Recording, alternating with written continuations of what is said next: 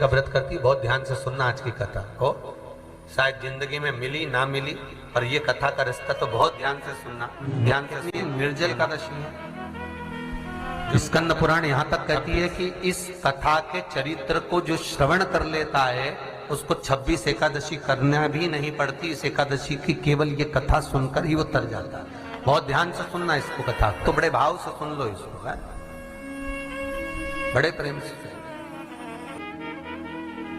इसलिए सारी एकादशियों में निर्जला एकादशी की महत्वता शास्त्र प्रमाण करता है महाराज। निर्जला एकादशी का उद्यापन जो करा जाता है, उसका उद्यापन और प्रदोष का जो उद्यापन करा जाता है, इन दोनों का क्रम लगभग एक जैसा ही। तो निर्जला पहुंचे है, और निर्जला ने जाकर भगवान नारायण से निवेदन करा। भगवान विष्णु ने पूछा, क्या बात है निर्जला, आज तुम खेलती हुई यहां पर आकर खड़ी हो गई, क्या हुआ क्या है? क्या तुमको गौलोक धाम में आनंद की अनुभूति नहीं हो रही जो तुम बैकुंठ में आई हो?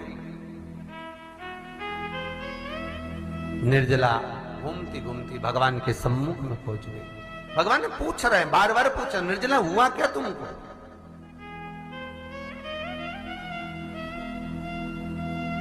ए निर्जला, ए एकादशी, हुआ क्या है तुमको? क्या कारण है तुम्हारे यहां आने का, बैकुंठ पहुंचने का? बहुत ध्यान देना महाराज।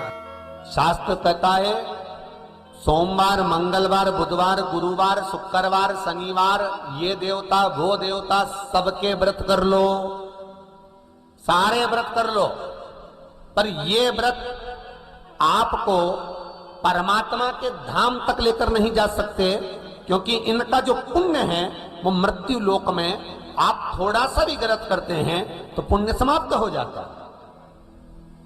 पर हिंदू धर्म के 3 व्रत ऐसे बता दिए जिन व्रतों का पुण्य समाप्त नहीं हुआ।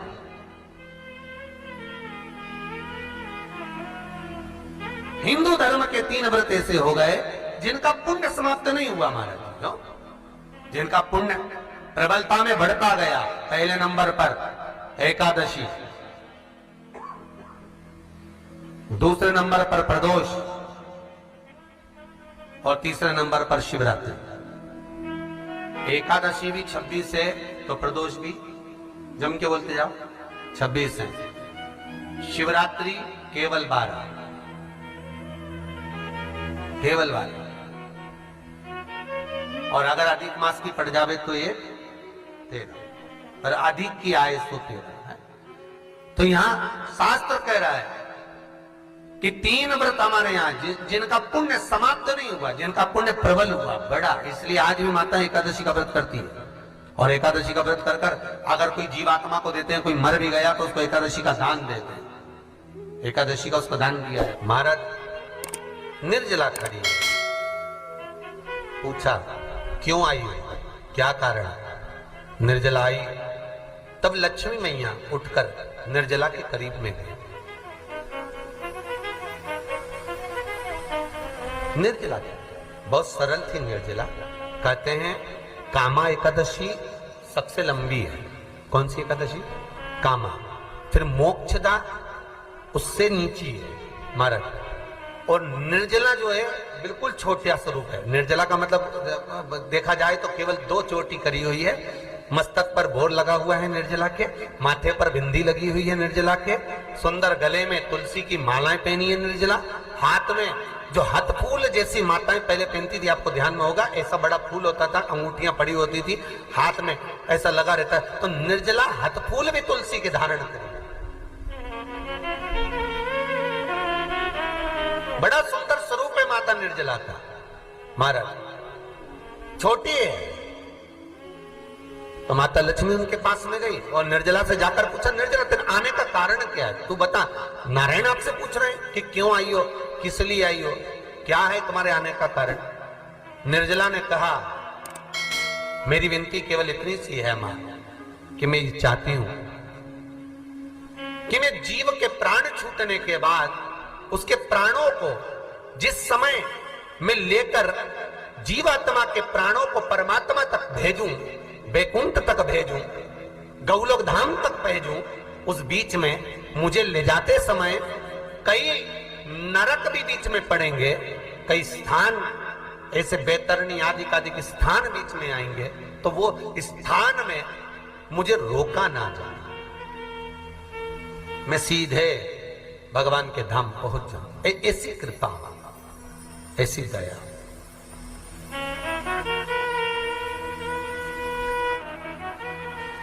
स्कंद पुराण यहां तक कहती है कि इस कथा के चरित्र को जो श्रवण कर लेता है उसको 26 एकादशी करना भी नहीं पड़ती। इस एकादशी की केवल ये कथा सुनकर ही वो तर जाता है।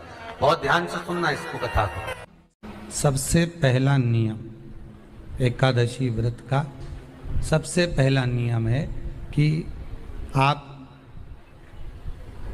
जिस दिन व्रत करो उसके एक दिन पहले भक्ति का संचार इस हृदय में कर लो।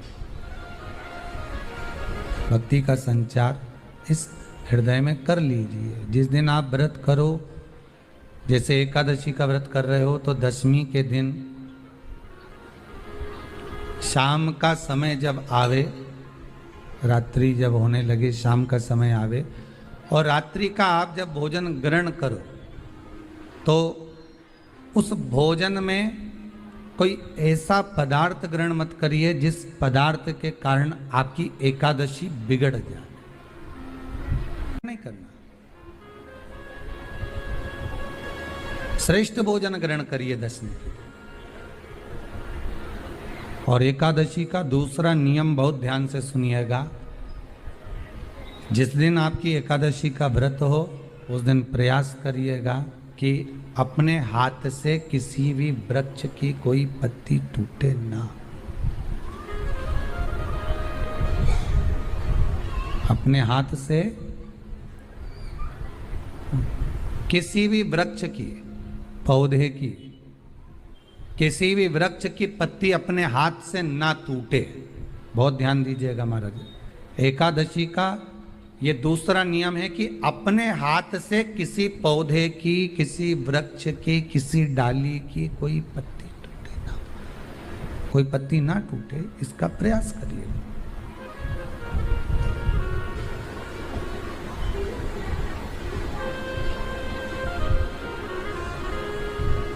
कितना सुंदर व्याख्यान कहा है, कितना सुंदर वर्णन है महाराज कि मात्र एकादशी का व्रत कर लेने पर, मात्र एकादशी का व्रत कर लेने पर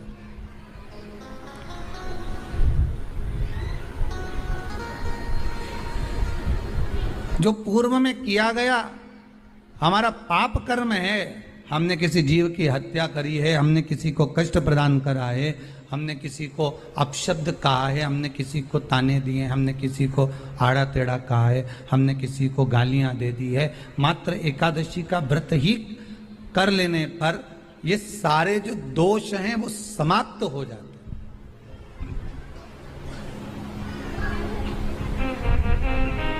सारे दोष हमारे समाप्ति पर आ जाते हैं।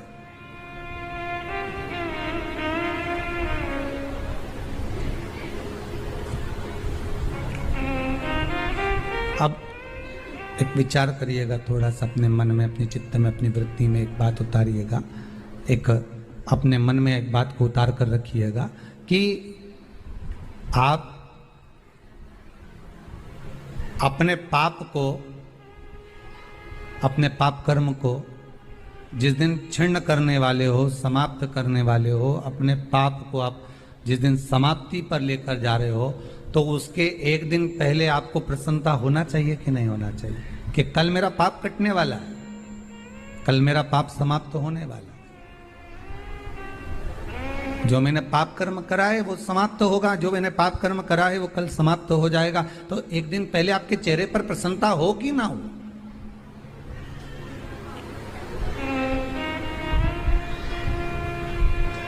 और चेहरे पर वो प्रसन्नता आपके आना चाहिए कि कल मेरा एकादशी का व्रत है, आज दशमी है, कल एकादशी का व्रत है, तो कल मेरी जब एकादशी का व्रत रहेगा तो मेरा ना जाने कितना कितना पाप, कितना असत्य, कितना झूठ, कितना प्रपंच वो समाप्त हो जाएगा। इसमें मुझे प्रसन्नता हो, इसमें मुझे आनंदता हो।